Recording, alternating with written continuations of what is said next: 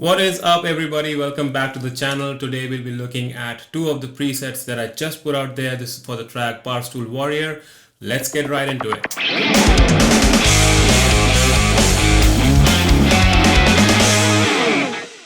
Welcome back, folks. I've got the Axe Edit loaded in front of me, and I've got a boilerplate preset in front of me. My developer friends would understand what a boilerplate preset is. Basically, it's nothing but an amp and a cab, which is set to everything stock. Everything is at default. The amp is a 2C++, and the cab is a Petrucci V30 cab. Just before we get into the preset, in case you haven't watched the playthrough of this preset, pause this video right now, go watch that. It'll probably make much more sense. I'll put the link in the description box below. The guitar that I'm playing is an Ernie Ball Music Man JP15. I've got the Ernie Ball regular slinky strings up there, and I'm playing on the bridge pickup, and this is how the preset sounds.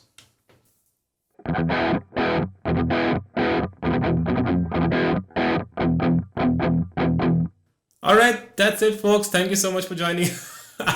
I'm just kidding with you guys. Obviously, the preset is not sounding anywhere close to what you heard in the playthrough. So what we're gonna do is we're gonna build this up from scratch, and hopefully this will help you dial it in whatever amp modeler you're using. So what we're gonna do is we're gonna go into the blocks one by one, and we're gonna change stuff right over there.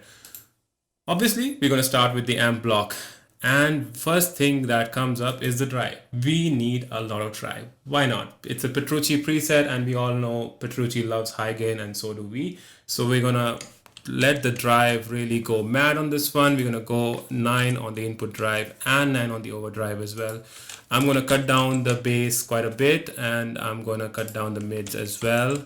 And this will all make sense in a while. The treble's gonna go up to around 8.5. Leave it right there, and the presence is also going to go up to around 8.5 as well. Now with that done, this is how we are sounding now.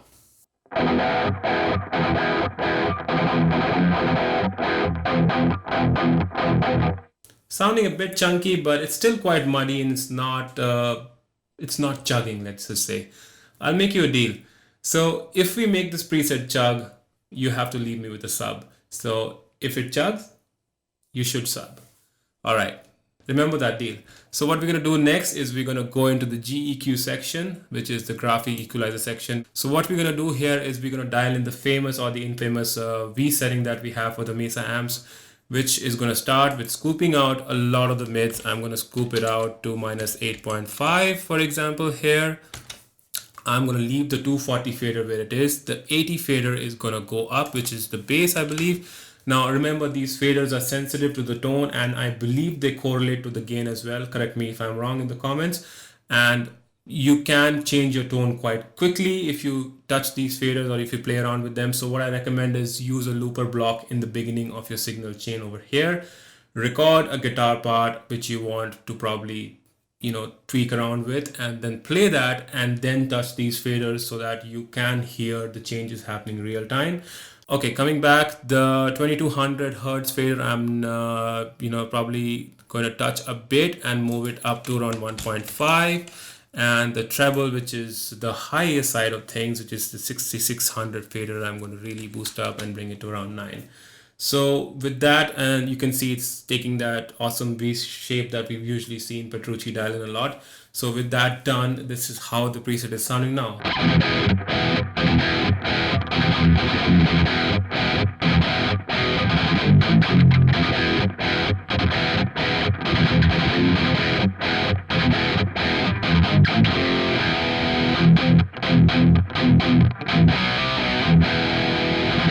All right, it's beginning to chug a bit, and I think we're getting there. So what we're gonna do next is obviously we're gonna look into the cabs.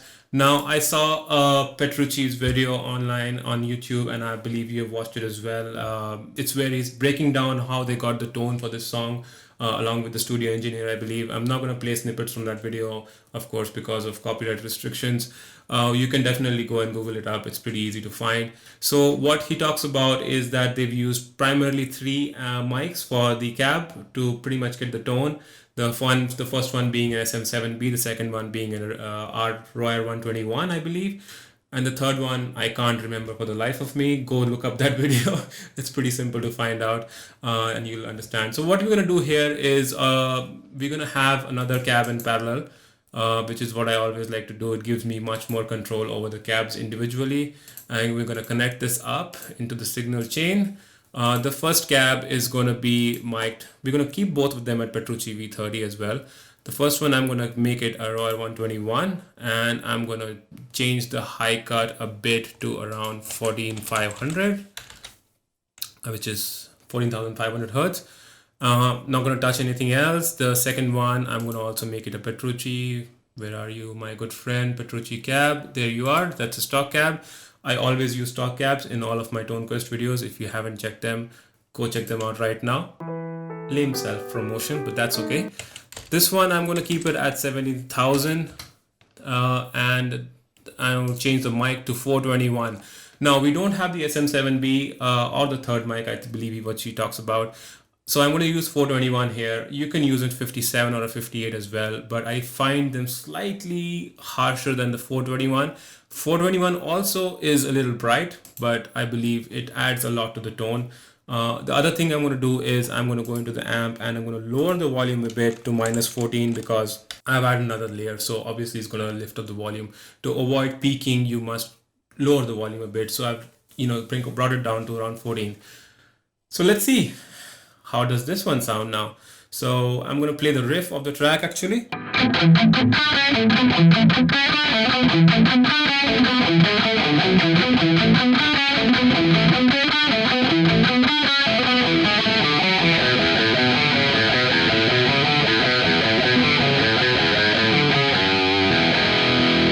All right, so that's chugging pretty well, and you can actually try a little bit more muted power chords like these ones.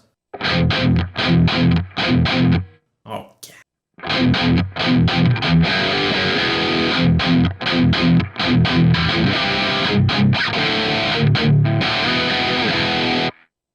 That sounds pretty good to my ears. I don't know about you guys, but that sounds fantastic, and I could play that for hours and hours. Final touch before we move on from this preset, we've got the lead preset to cover as well. What we're going to do is add a chorus block in the beginning of the signal chain. I remember, Petrucci mentioning about how the chorus interacts with the distortion if you put it in front of the amp, and it really creates that unique character to the tone, which probably you won't get by putting the chorus block after the cab block.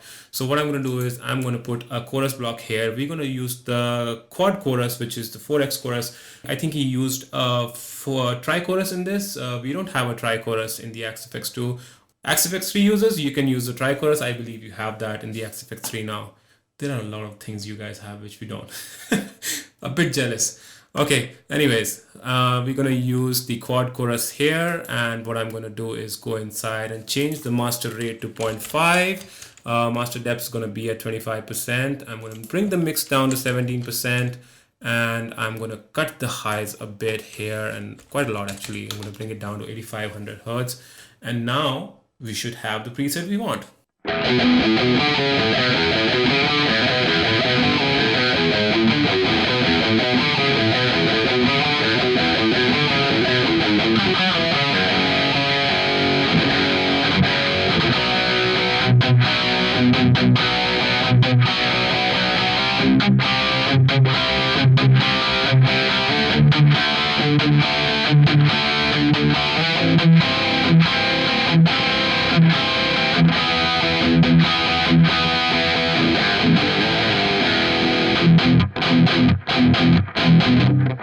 So if you play stuff like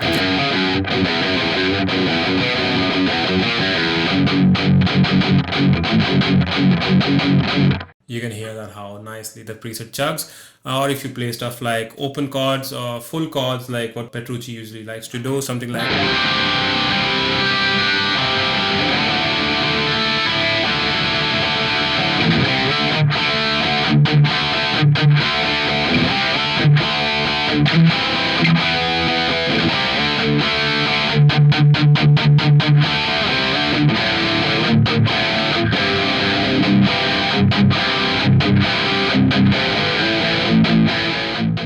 So that's it, folks. That's the rhythm preset. I hope you guys liked it. It's pretty simple. It's not rocket science. It's just an amp, and let this preset be an example of how good some of the stock cabs are. That's it. And remember our deal. If it chugs, you must sub. In case you haven't. If you have already, then make sure you give that video a thumbs up. Make sure you put me a comment there. Share this video with your friends if you can. And now let's move on to the lead preset. So what we're gonna do is we're gonna reset the preset back to its boilerplate state. And what we're gonna do is I'm gonna add a drive block right in the beginning because we want more drive for the lead preset. Now I'm gonna use the T808 mod here. I'm gonna bring down, not have too much gain, have 2 and bring down the tone. I'm going for a fat, kind of a smooth tone here. I'm not going to touch the high cut or the low cut. I'm going to not touch the EQ as well. The level, however, I'm going to boost up to around 8. And then in the amp section, I'm going to put up the drive to around 7. The overdrive is also going to go around 8.5. The treble and the bass, I'm going to keep it as same as the rhythm preset, around 1.5. And mid as well, around 1.5. Treble is going to be slightly lower this time. Let's keep it around 7.5. And the presence, I'm going to keep high because I want the amp to really open up and give me those beautiful, highs out of the amp. So with that said, the next thing we're going to change is obviously the graphic EQ section, which is again going to be something like a V from the Mesa amps, if you recall. And this time we're going to set the faders up like this, around 2.5 for the 240. The 750 is again going to go down to around 8.5. The 220 hertz is going to come up. 2200 hertz is going to come up. And so is the 6600 as well. It's going to come up quite a bit. Let's say around 9.5 this time. And for the cab, I'm going to use just one cab this time. I'm going to use the Petrucci V30 mix cab, again stock cab, and this time I'm going to use the R21 ribbon mic here. And the high cut I'm going to keep slightly lower than what we had in the rhythm preset, I believe. And then that's the low cut. I'm going to bring it up a little bit as well, around 30 hertz. With that done, I think we need a chorus block as well in the beginning. Not in the beginning, what am I saying?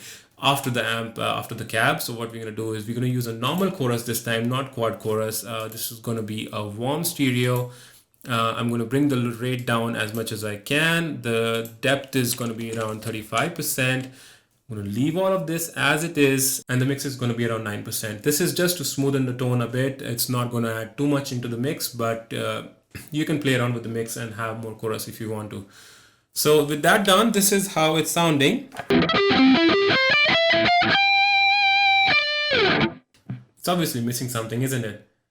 It's missing the delay, of course. Duh. So let's go and add the delay in. So what we're going to do is add a delay over here. What was I thinking? So it's got the delay here, and we're going to use a ping pong here, and we're going to set the tempo to quarter of a dot. The tempo is 156 BPM of the song, I believe. The feedback's going to go up quite a bit, 45%, and so is the mix. I'm going to keep the mix high, 23%, because some of the parts that the solo is playing, there is no backing guitars in the track, I believe. So to really sound lush and filling in the solo, we used a higher mix. Play around with the mix if you want to. Now with that done, this is how it's sounding.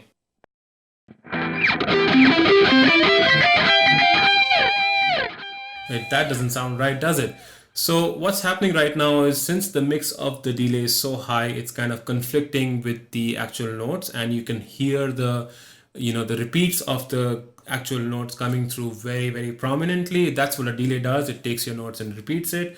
And since the feedback is high and since the mix is so high, it's obviously causing conflict and confusion, and hence we're losing a lot of clarity. To fix this, what we found, and I learned this from the video as well that I was referring earlier, and I also learned this from my good friend Leon. Leon, thank you so much. I always used to wonder why your delays sound so lush, and you did mention that you use this trick, so this is what I'm sharing with everybody. The trick is to actually EQ the delay and EQ the high cut specifically, and cut a lot of the highs from the delay, so that you are not allowing a lot of the treble to go through in the delays, repeats as well. So once again, so this is without the high cut. As you can see, it sounds really confusing. What I'm going to do is I'm going to bring down the high cut to around 700, which, as you can see in the graph there, it's cutting out a lot of the highs. And this is how the part sounds now.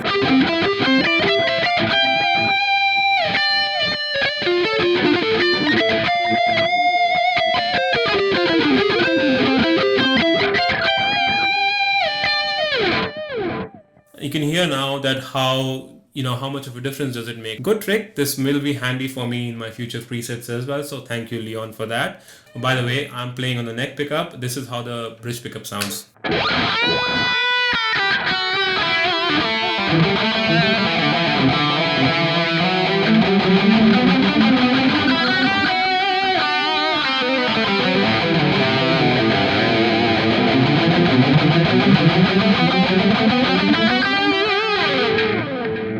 Back to the neck pickup.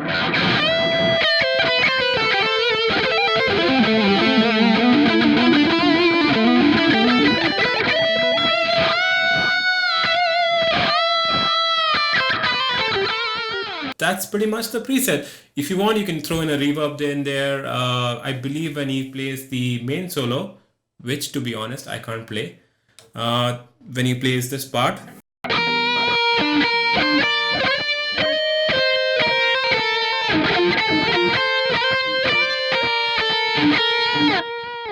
I believe in this part he's using a lot of reverb, probably in the post, maybe. That's pretty much it, folks. These are the two presets for what I used in the playthrough that you saw earlier. These are made on Aries 1.03 because when I recorded the playthrough, it was still at Aries 1.03. So I wanted to be fair. I haven't updated to Aries 2 yet. I know some of you guys are going to be like, what? Chill, guys. Watch the video. You can reconstruct this preset in your own Aries 2.0 framework if it's not compatible. I'm sure it's going to be, there should not be any issues, but if there are any, you've got the entire video in front of you. Go ahead and dial it, and I hope it helps some of you guys on the AX8 as well. You can still use the Fractal to convert these presets to the AX8, but in case you want to dial it in yourself, I recommend doing that because you get to learn a lot and you can tweak stuff according to your gear as well. So make sure you do that, and make sure you like the video. Give me a comment, and if you haven't subscribed by now, remember our deal. We made it to Chug, so you better sub. And I'll see you guys in the next episode of ToneQuest.